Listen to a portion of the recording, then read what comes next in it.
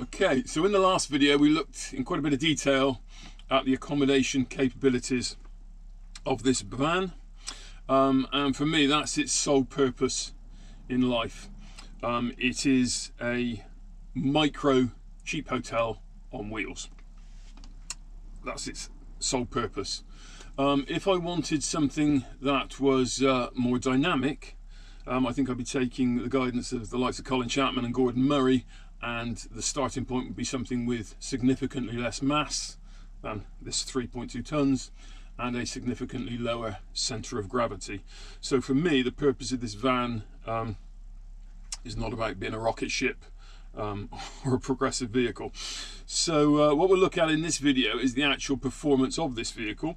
So if we look at the figures initially, this is the 1.9 litre turbo diesel, and this version of that engine makes 102 PS, so around 100 brake horsepower at 3,500 RPM, and 184 pounds-foot or 250 Newton meters of torque from around 2,000 RPM. That's delivered to the front wheels via a 5-speed manual gearbox. The more pleasing numbers that engine then delivers in terms of fuel economy, so and bearing in mind these are Volkswagen figures, so you can make of that what you will, but on the combined cycle it's 37 miles to the gallon, open road is 42, and urban city driving will return 30 miles per gallon.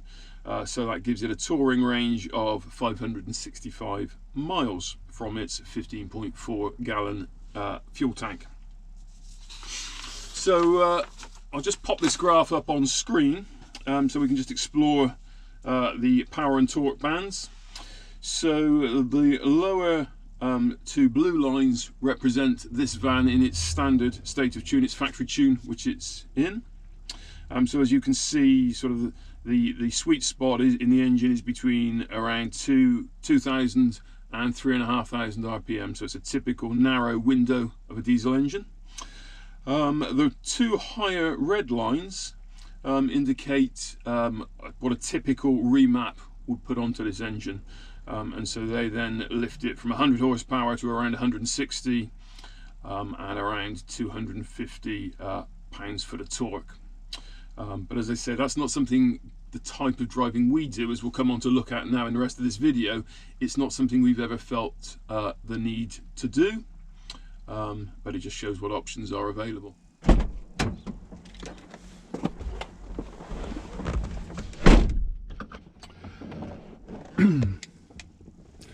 Okay, so to bring those numbers to life, we'll just take a bit of a real-world drive and see how the van performs in normal traffic. So I sort of mapped out a bit of a route that will encounter a typical sort of narrow market town high street. We've got a little bit of multi-lane and some open road driving. We've included some hills in that. So we'll just, as I say, bring those figures to life in terms of the performance figures and also the scale of the van and how easy it is in some tighter locations that we've constructed in the drive.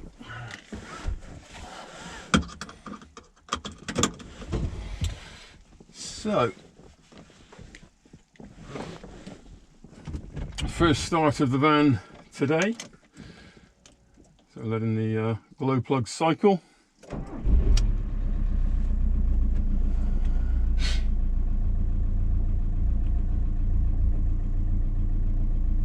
And I'll also put things, so I'll switch the air conditioning on, so we're giving it maximum challenge. We've also got the fridge running, so that'll be taking a draw from the alternator and require more power from the engine.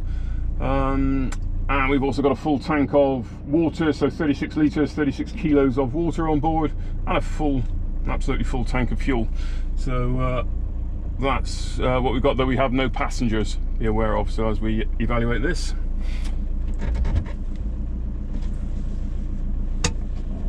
Just checking the postie.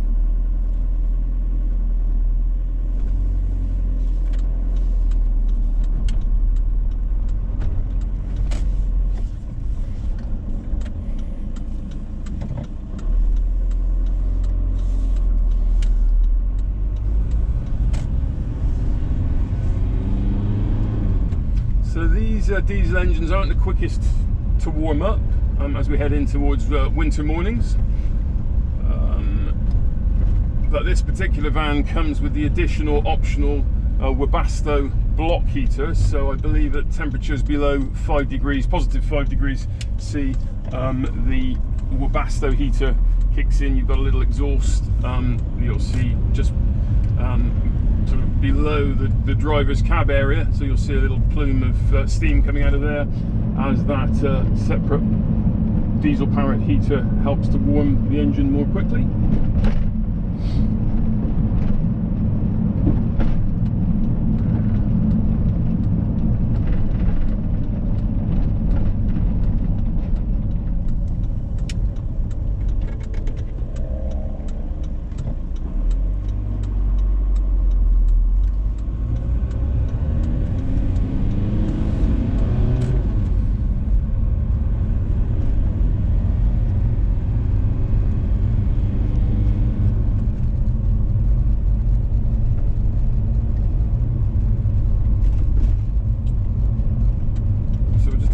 As we said, of a typical sort of Hampshire market town that's got some very much gone over to pedestrian priority, so shared space, quite tight. As we approach it, there'll be a street with quite a bit of meeting traffic, so parked cars, so we'll see how the larger van copes with that. Obviously the width is generally the same as the standard van. So it is just the overall length, those extra 40 centimetres, taking the van to 5.3 metres as opposed to 4.9 for a standard.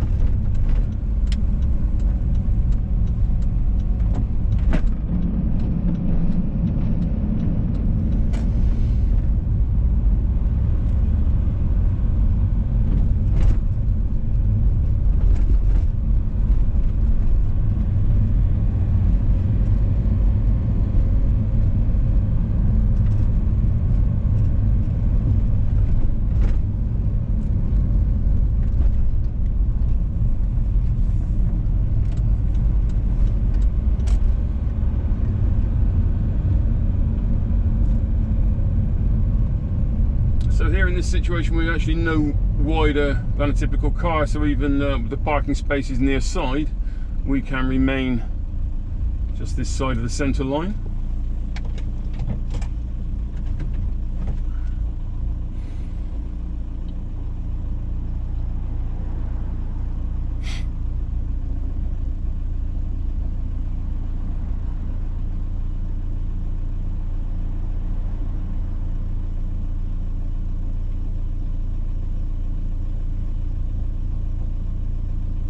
And so the temperature needle remains firmly on its stop at the moment. We'll keep an eye on that and see when the heat starts registering.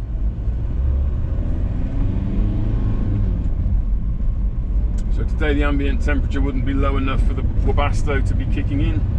So it's got to be down to sort of positive 5 degrees, I believe, before that you start getting the assistance of that system.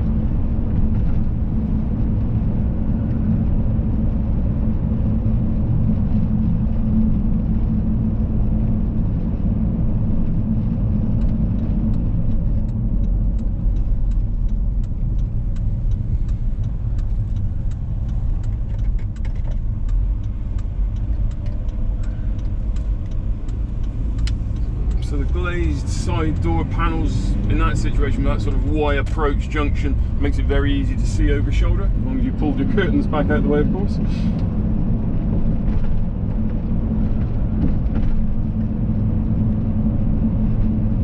So we'll go left here, and this takes us up along what is a reasonably narrow street where there will typically be a lot of parked cars to give us some meeting traffic challenges.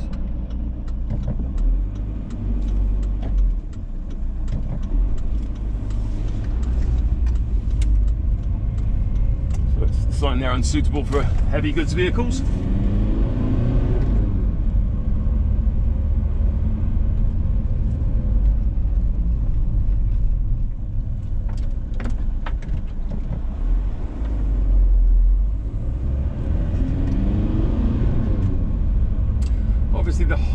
up cab position gives us a nice view, and it is generally pretty car-like to drive.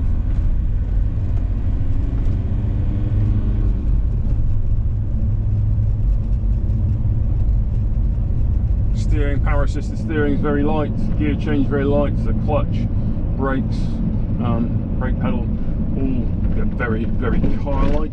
So it is just the fact you've got the additional length just to be aware of.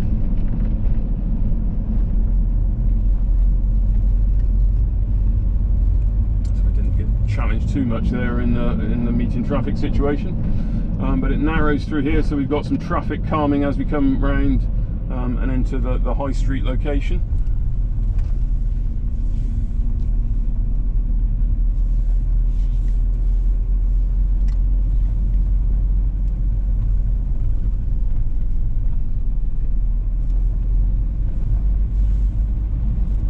So this area has recently been pedestrianised, as a lot of market towns would be, and they've removed the curbs.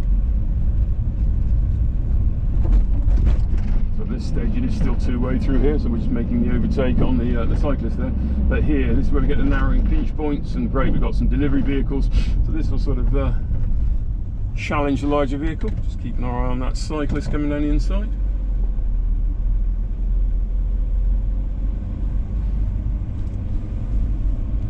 But so width-wise, the van is no wider than a car in this situation.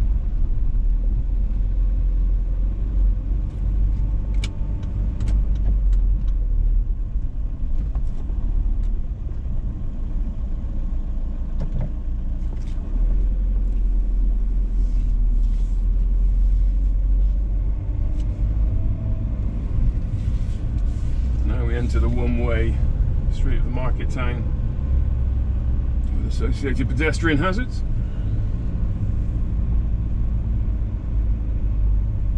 Quick glance at the temperature gauge, so it's now come off of its stop and is beginning to rise.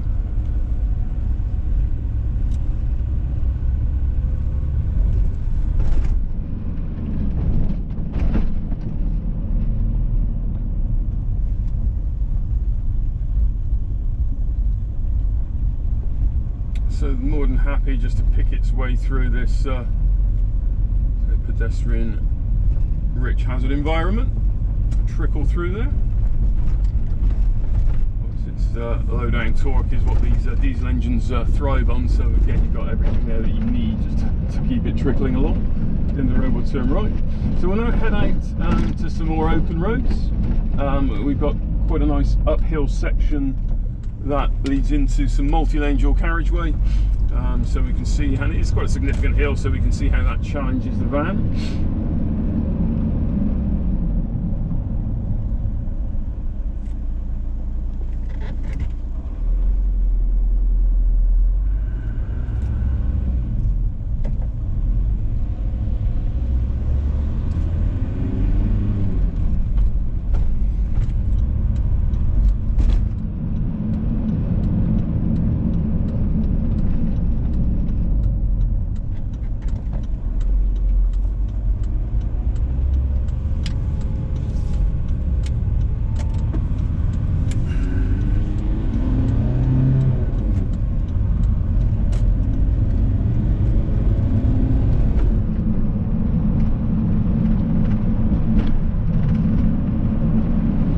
That narrow torque band really between 2 and 3,000 RPM.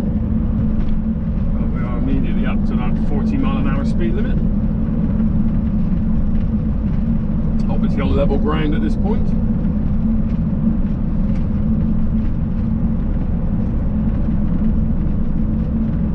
But as we round this next bend, the road does start to climb quite steeply as we join the multi-lane, so it will increase from 40 to 60 miles an hour.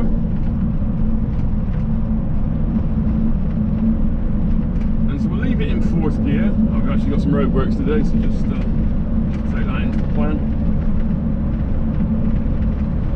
As you can see, we've got the multi-lane ahead.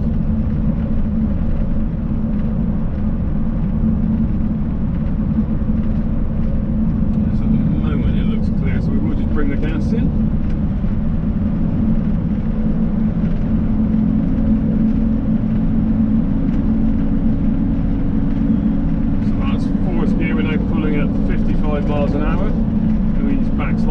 end because of the roadworks. Just checking there are there's nobody working in them today.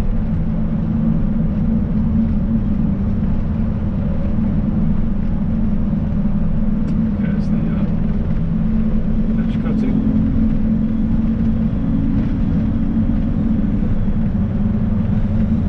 Now we're on level ground, we can pop it into fifth. So we're going on, that's 60 miles an hour, light gas, just over 2,000 revs there.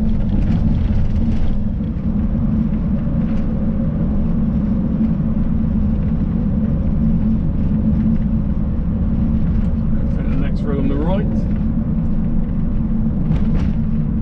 Motorway looking clear today.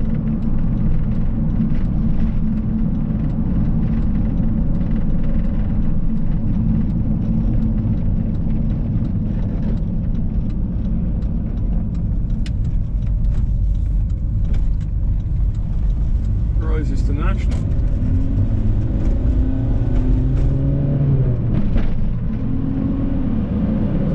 Official 0 to 60 time is something like 16.5 seconds. We probably won't be achieving that today, but we're already up to sort of 50 miles an hour without really straining the engine.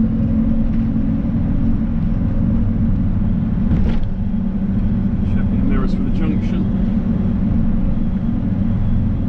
So we are now up to, we're going to squirt, yeah, so that's 60 miles an hour. We are totally clear behind, so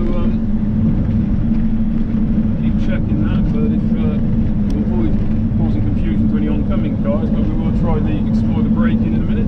So we're clear behind, clear behind.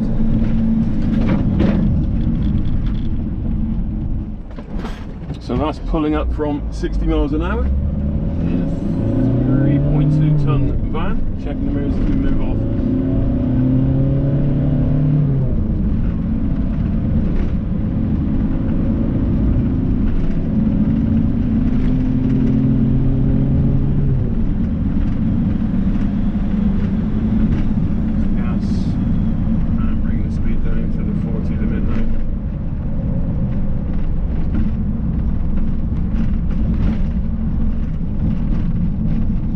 So this becomes the reality of the sort of places we tend to travel. We do a lot in Hampshire here with the New Forest, where most of the Forest National Park area would be 40 mile an hour speed limits because of the ponies and wild animal risk, grazing animal.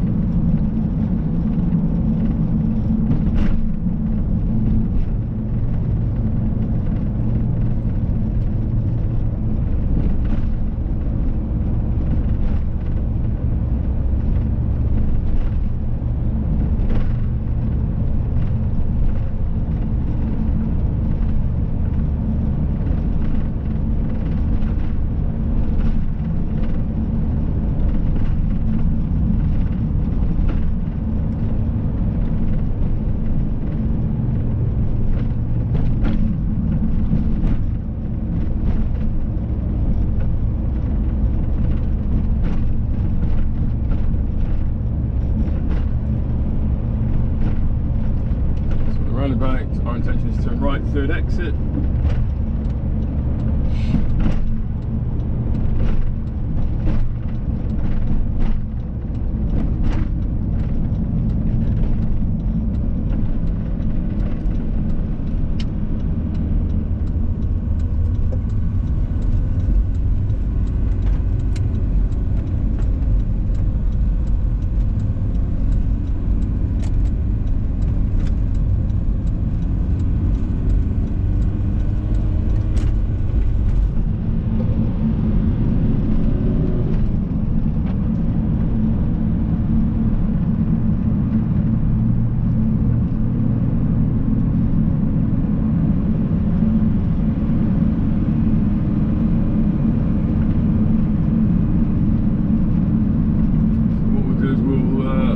Tip into the New Forest here, across the cattle grid areas, and then we'll drop back along the M27 to show some multi-lane.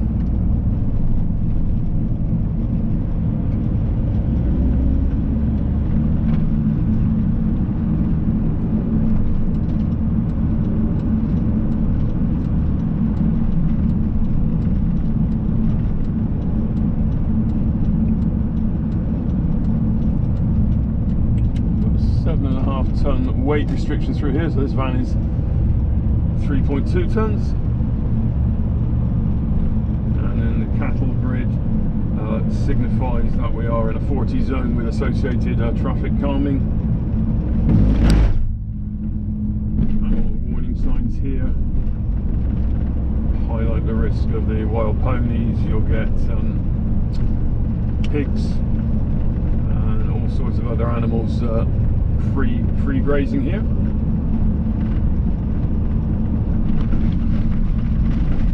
So however powerful your engine is, you are limited by the conditions.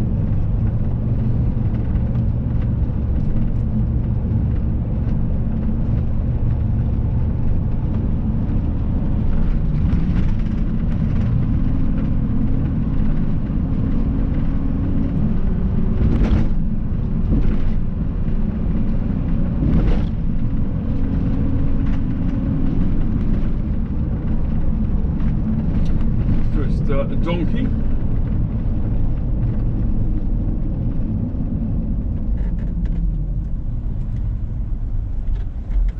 So highway code now advising we should be giving these donkeys at least 2 meters, treating them as we would accompanied horses and riders.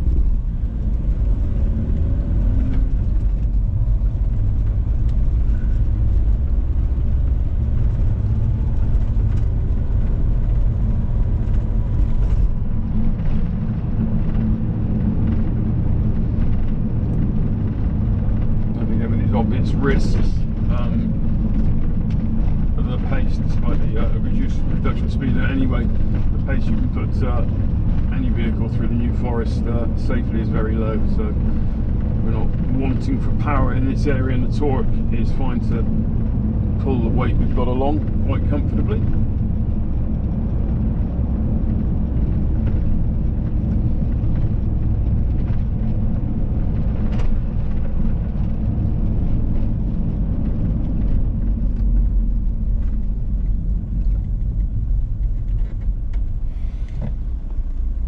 So our 102 horsepower is now challenged by 3 donkey power.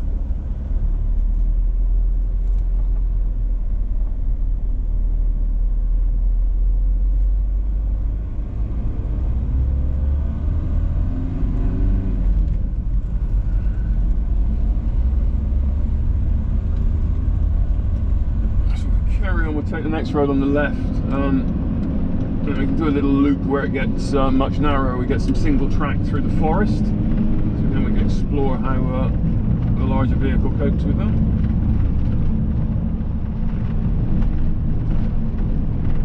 So actually, if we continue straight ahead here, we get what is quite a nasty slip road approach to the multi-lane. So it sort of comes straight out of the forest, 90 degree, and you're onto the multi-lane, so it does require prompt acceleration to get the van up to speed. So that would be a challenge for this heavy van with its relatively low power output, so we'll take it to confront that challenge, see how it gets on.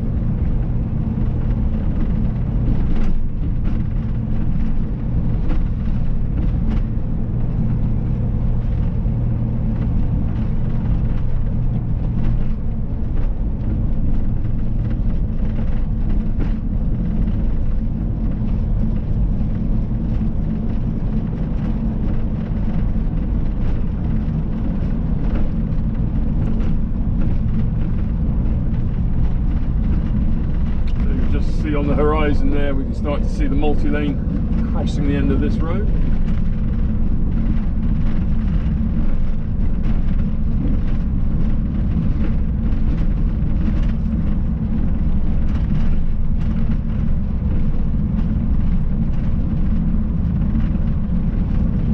Free roaming cows again off to our right there. So there is no fencing in this area within the cattle grid areas of the forest.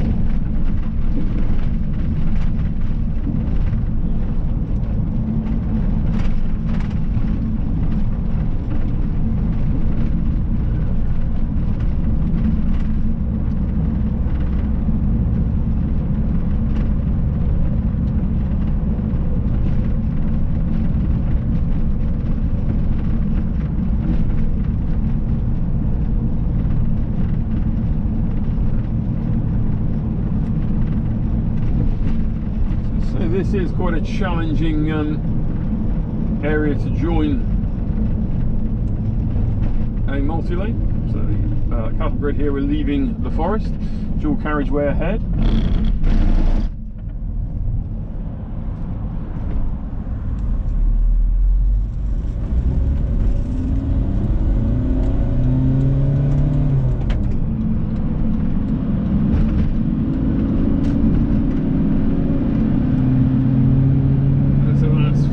Miles an hour, 60 miles an hour,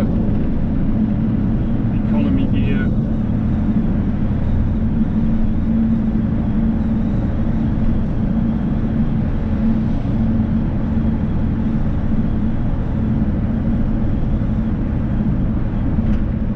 So we're quite happily keeping pace with law-abiding traffic. Clearly with this much mass, it's advisable to observe the 2 second plus rule.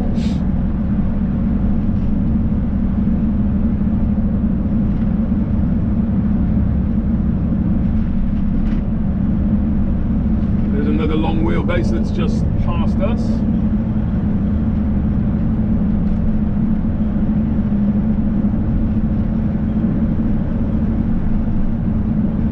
We're cruising at the moment at 60. Being a window van, the permitted speed for a camper van, a registered motorhome, would be 70 miles an hour for this stretch, as it has the solid centre divide of a dual carriageway. Just moving out, we've got the brake lights on from the turn vehicle.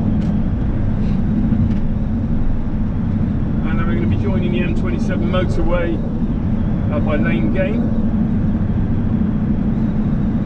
Now if you can do 70 miles an hour on the M27, at the best of times you're doing quite well, whatever car you're driving, with the congestion we get. But today it's looking pretty good, pretty free flowing. So we'll now explore what a couple of junctions at 70 feel like and sound like in the van. So according to my speedo, that is bang on 70. We remain in lane 2 because I've got some slower moving vehicles, lane 1, which I'm still gaining on. Gain the third lane as it becomes the M27.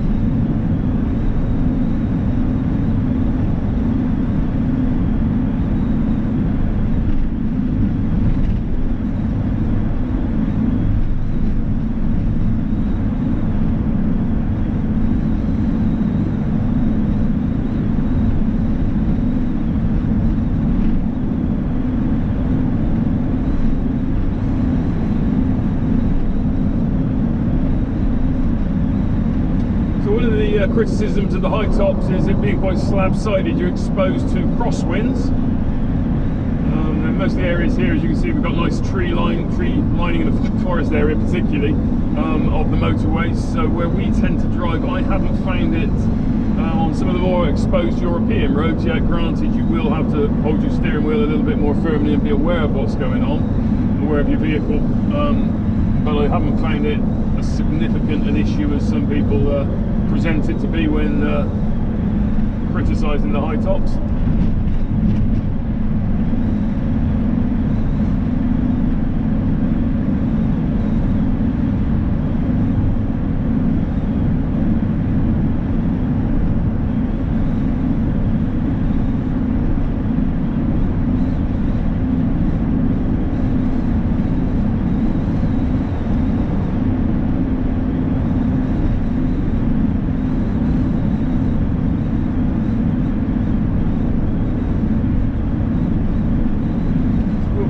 Take the next exit, the one that the road is liable to flooding.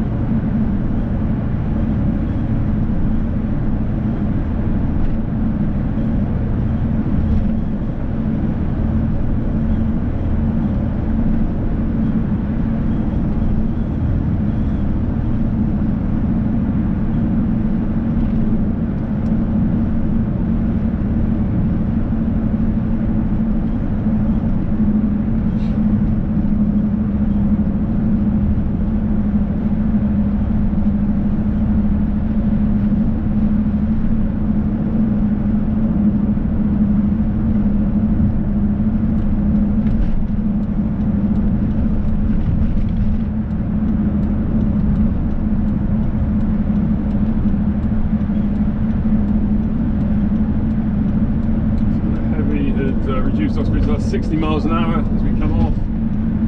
We're just off the gas and letting the incline slow us, gently bringing the brakes into. Brakes are hugely powerful for the weight of the vehicle. So more than enough to bring it down. It's only very gentle pressure on the brake pedal if we go to the left.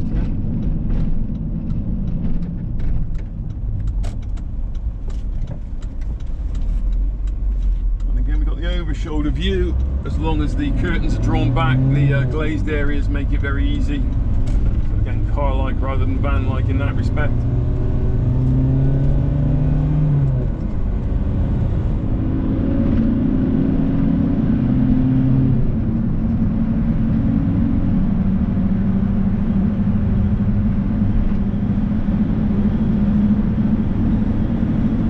Roundabout, we'll go left first exit. So information, position, in speed phase, so on the brakes.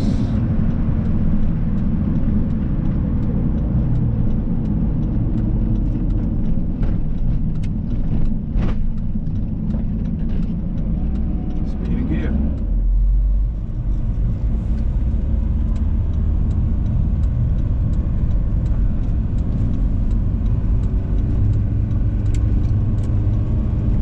Stop off at the VW Commercial Vehicles Centre. Looks like they've got a Grand California in there on the forecourt, which is clearly bigger again than this version. But in terms of its accommodation space, the newer vans are pretty much identical in terms of size. T6s will be identical in size to what we've got here in this older format.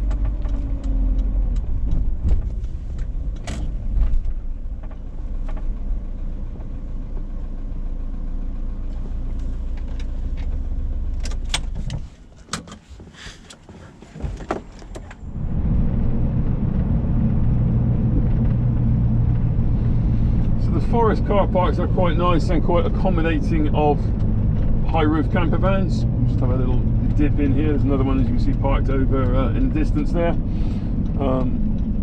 So they tend to have just the standard gates here. But there is no, to be clear, there is no overnight parking.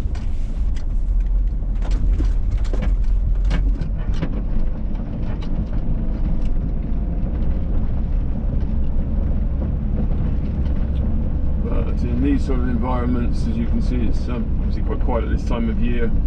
These sort of car parks generally will be fine. The tyres, as we mentioned on this van, are Goodyear Cargo Vector 2s, which are marked with the 3 peaks. So they're actually snow tyres. If you were travelling in Europe where you needed snow tyres, they do comply. They are 3-peak marked. I'm just missing some significant potholes here. So they're mud and snow tyres. So for just wet, you don't do significant off-roading in this thing, but when we get to a wet campsite, they've proved good. I think we've only once got stuck in a very boggy car park at Brands Hatch a few years ago. Needed a few other guys to give us a little push, but beyond that, these tyres have proved very good.